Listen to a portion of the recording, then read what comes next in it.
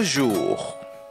Le premier baril de pétrole du champ de Sangomar et la bataille rangée entre jeunes partisans d'Amadouba et d'Abdoulaye Diouf Sarr, responsable de l'Alliance pour la République, dans un contexte de désignation d'un candidat à la présidentielle pour le parti au pouvoir, sont les deux sujets les plus en vue des quotidiens parvenus ce mercredi à l'agence de presse sénégalaise.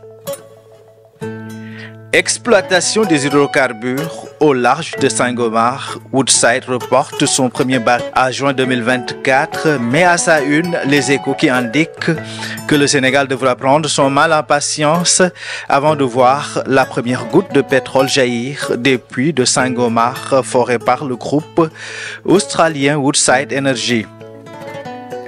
En effet, le premier baril annoncé à la fin 2023 ne sera disponible que vers la fin du premier semestre de 2024, ce qui risque de remettre en cause les prévisions de croissance annoncées par l'État du Sénégal, écrit le journal. Baril de piège sur le budget, titre l'Observateur, qui a recueilli l'avis de l'économiste Mohamed Dia, qui a soutenu dans les colonnes du journal que ce report du démarrage de la production du champ de Sangomar en 2024 a des risques sur les projections budgétaires pour 2024. Pour l'économiste, inéluctablement, la croissance sera impactée. La presse du jour a également mis en exergue la bataille rangée entre jeunes partisans d'Amadouba et d'Abdoulaye Diouf Sarr, deux responsables de l'Alliance pour la République, dans un contexte de désignation d'un candidat à la présidentielle pour le parti au pouvoir.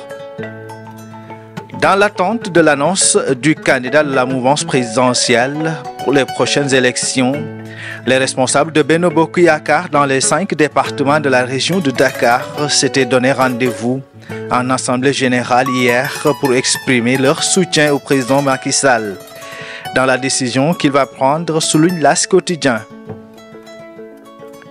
Mais celle-ci s'est terminée en queue de poisson. En effet, tout s'est bien déroulé jusqu'à ce qu'Abdoulaye Diouf Sarr prenne la parole pour dire qu'il y a 2 candidats pour Dakar, une déclaration qui a mis le Premier ministre Amadouba dans tous ses états.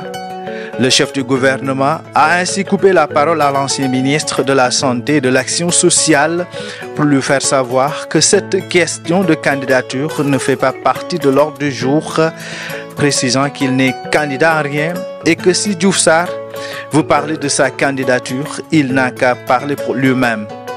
C'est sur ces entrefaites qu'une bataille rangée a éclaté et la rencontre s'est terminée en queue de poisson, explique l'As quotidien.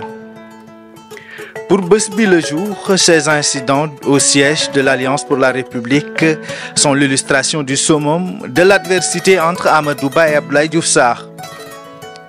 La guerre de succession à laquelle se livrent des leaders de l'Alliance pour la République prétendant au Dauphinat s'est transposée hier au siège de ce parti présidentiel, venu participer à un conclave avec pour objet une résolution d'unité et de soutien au président Macky Sall. Le Premier ministre Amadouba s'est vu exfiltré pour échapper à une bagarre entre ses militants et ceux d'Abdoulaye Diouf Sarr, écrit le quotidien. Les rancœurs au cœur de l'Alliance pour la République affiche à la une le quotidien.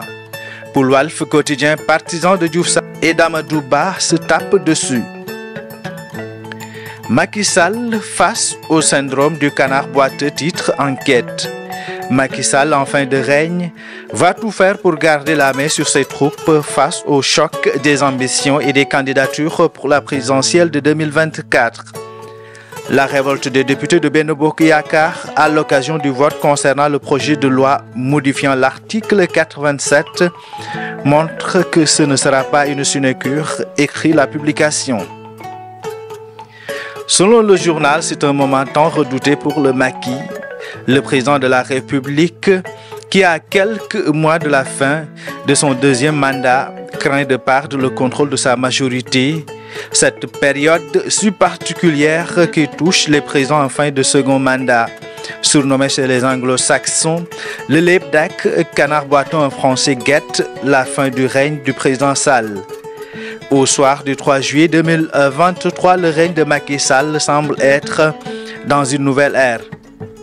Le quotidien national Le Soleil s'intéresse à la Poste en mettant à la une de la publication quotidienne le plan de restructuration en marche. Selon Mohamed Diaité, directeur général de l'entreprise, le groupe va être restructuré dans le sens d'une recapitalisation.